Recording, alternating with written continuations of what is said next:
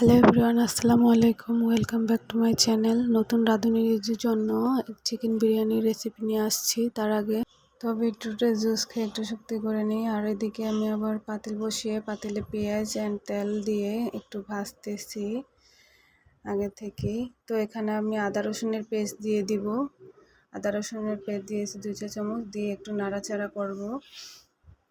ভেজে নিয়ে তারপর পেঁয়াজের পেস্ট দিয়ে দিয়েছি, বাদামের পেস্ট দিয়ে দিয়েছি, তারপর 2 চা চামচ টক দই দিয়েছি।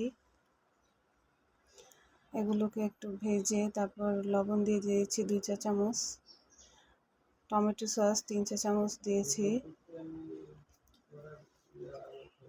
জিরা গুঁড়া 1 চা চামচ, আর রেডি মিক্স মশলা 1 প্যাকেটের অর্ধেকটা দিয়েছি, আর ধনিয়া গুঁড়া 2 চা চামচ, চিনি 2 চা চামচ অ্যান্ড লাল মরিচের গুঁড়া 2 চা চামচ দিয়ে একটু কষিয়ে ভালো করে কষিয়ে নিব। তো যারা আমার চ্যানেলে নতুন তারা অবশ্যই আমার চ্যানেলটি সাবস্ক্রাইব করে পাশে থাকা বেল আইকন ক্লিক করে দিবেন। আর যারা অলরেডি সাবস্ক্রাইব করেছেন তাদেরকে অসংখ্য ধন্যবাদ। তো আমি আগে থেকে চিকেনগুলোকে ধুয়ে রেখেছিলাম, তো এখন দিয়ে দিব। চিকেনটাকে দিয়ে নেড়ে চেড়ে একটু কষিয়ে নিব।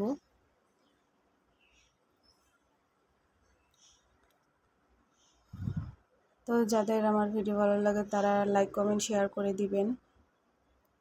তো কষানো প্রায় শেষ। এখন আমি আগে থেকে চাল ধুয়ে রেখেছিলাম, 1 কেজি চালের সাথে 2 কেজি চিকেন। এভাবে খুব সহজে নতুনদের জন্য রেসিপি আমি নিয়ে আসছি।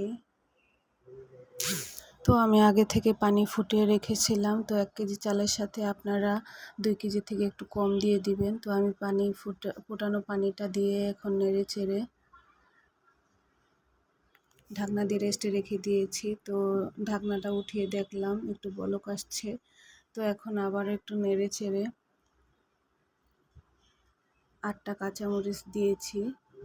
তো একটু নেড়েছে, যখন পানিটা একটু কমে আসবে তখন আবার ঢাকনা দিয়ে লো আঁচে রেখে দিবেন। জাস্ট ওয়াও হয়েছে, দেখেন কতটা ঝরঝরা হয়েছে। এখনও কিন্তু পুরো চালটা ফুটেনি, তারপরও কতটা ঝরঝরে হয়েছে। একদম লো আঁচে আমি আবারও ঢাকনা দিয়ে রেখে দিব। তো ঢাকনা উঠিয়ে আবার দেখলাম চালটা সিদ্ধ হয়েছে অনেকটাই। তো আর কিছুক্ষণ রেখে দিব, আর একটু নাড়াচাড়া করে। তারপর আমি আমার এখনও কেওড়া জল অ্যান্ড ঘি দেওয়া বাকি আছে। আমি সবার শেষে কেওড়া জল এবং ঘি দিয়ে পরিবেশন করব। তো আর একটু নাড়াচাড়া করে নিই। যারা এখনও লাইক কমেন্ট শেয়ার করেনি তারা অবশ্যই জলদি লাইক কমেন্ট শেয়ার করে দাও,